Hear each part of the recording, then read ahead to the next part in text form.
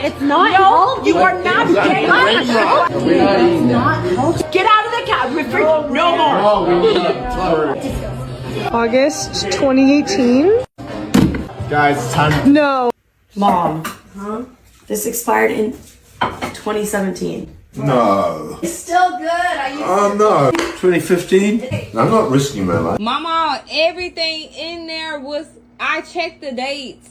The dates was from 2018 and stuff. 2018 to like from a year ago.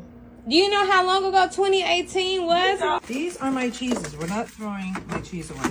That has mold on it. That has mold on it. Whipped cream. Best Buy. Hey, baby. September 2021. These chips not stale though. They're not stale. You're not throwing the canned food away, so you might as well just back up. It's expired. We have to keep expired fruit cocktail. When did it expire? 2023. Mama. I'm throwing these away. I'm throwing these away, Mom. You do not need these. No, I need that. That's for...